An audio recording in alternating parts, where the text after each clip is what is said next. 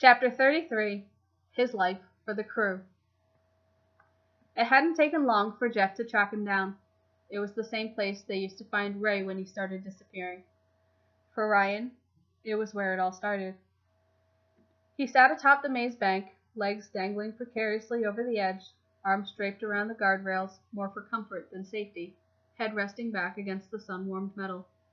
His crutches were far behind him, as if he'd thrown them away. The cool evening breeze gently tousled his sandy hair and swept at the soft folds of his clothes. The view should have been beautiful, the sun setting over the Los Santos city skyline, the sky ablaze in shades of orange and pink. At least it was a pretty hellhole. Jeff made sure to close the door to the roof loudly enough for Ryan to know someone was up there, and made sure his footsteps were heard as he approached.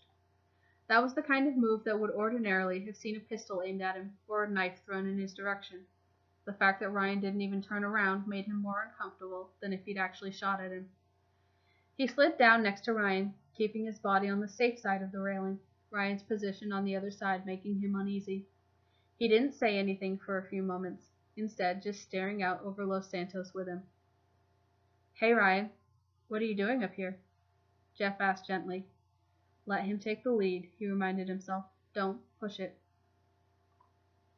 "I don't know." He shook his head slowly, a slight tremor in his movement. Jeff frowned. "What's going on in your head, Ryan?" A few words sprang to mind.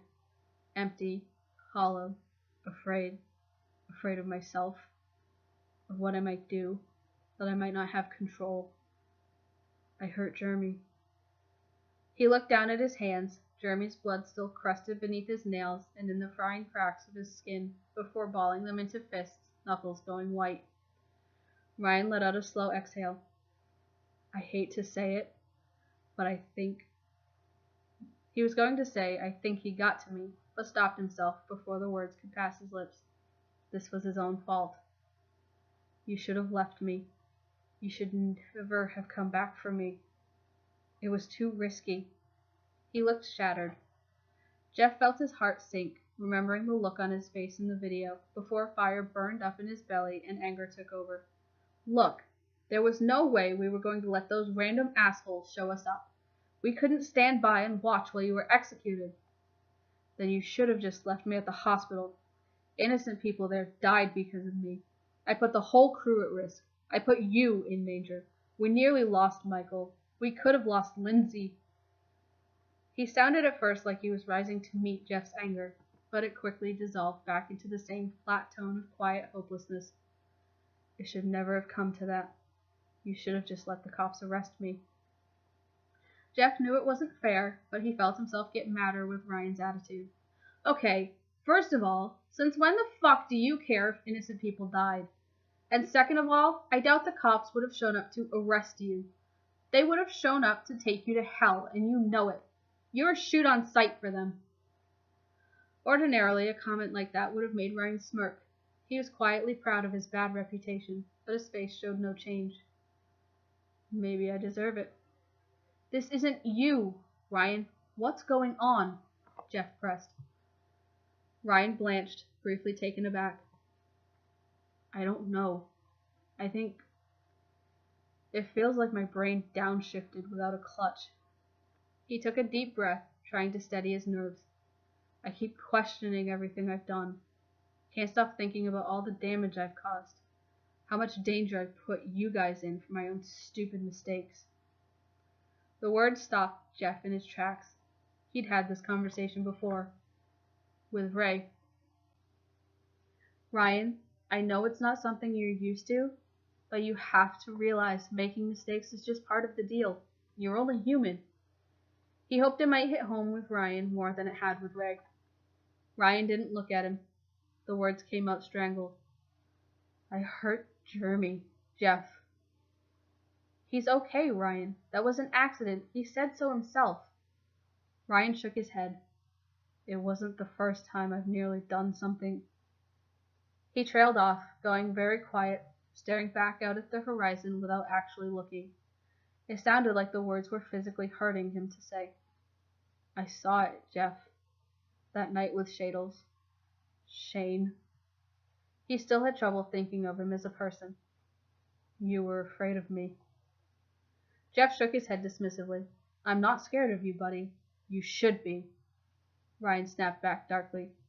Then quietly, in barely a whisper, added, I am. In that moment, Jeff was scared, but not of Ryan. You said it yourself, Jeff. I'm too dangerous to leave loose if you can't trust me. Jeff's stomach twisted at the way he could so easily turn his own words against him.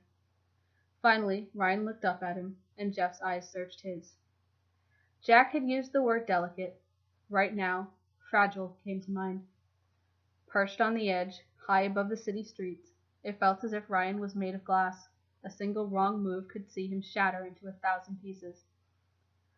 Why'd you come up here, Ryan? Ryan's eyes said it all. You know why, Jeff.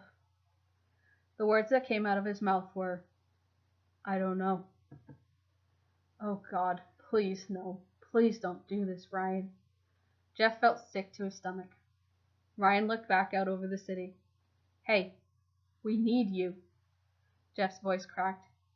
Something inside Ryan scoffed, recalling words from some long ago conversation. All it took was Ryan getting himself kidnapped. That way he couldn't fuck us over. No, you didn't. We care about you. You're not the monster you think you are, Ryan. He tried to meet Ryan's gaze, but his steely blue eyes were fixed on the Los Santos skyline. It hurt Jeff to see him like this. Whatever this thing in your head is, fight it. You have to fight it. Because with all you've been through, you deserve to fucking win. Jeff reached out and grabbed his arm, firmly enough to allay any fears that he might jump, gently enough that it wasn't an aggressive gesture, reassuring that ultimately it was his choice. That one gesture conveyed more than his words could. Whatever remained of Ryan's already wavering resolve crumbled under Jeff's touch. We were never going to abandon you. For the first time, he actually believed it. This wasn't how it was going to end. Not here, but then he was still dangerous. He couldn't trust himself. How could he expect them to? Ryan's voice faltered. I don't know where to go from here.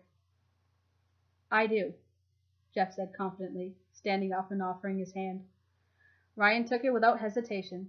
Jeff could feel the desperation in his grip and squeezed back reassuringly. Let's go home.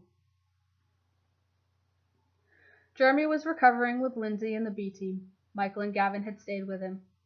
Jack and Jeff reassured Ryan that it wasn't his fault. Jeremy was okay.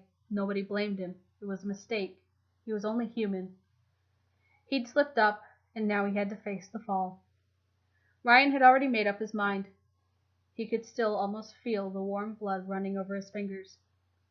He would do anything to keep the crew safe, even from himself. He couldn't risk hurting anyone else. He didn't think he could live with himself if he did.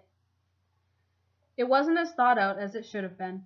It was a rash decision, but he knew it was one that had to be made. He needed to keep moving forward. Fight it, because you deserve to fucking win. Like a desperate man lost at sea, some small part of his mind latched onto the words like they were his last chance at rescue, his last hope for survival. He scrawled a note in barely legible handwriting on the other side of the report enclosed in Ellis's letter and left it on the kitchen counter. He hoped it would be enough of an explanation. It was his life for the crew. That was how it was always going to be. He left in the middle of the night, took only the things he couldn't go without. He left his jacket, his mask, his paint. He took a deep breath and stepped out into the cool night air, no longer the most feared man in Los Santos, no longer a harbinger of death, no longer the vagabond, not Judas, just Ryan.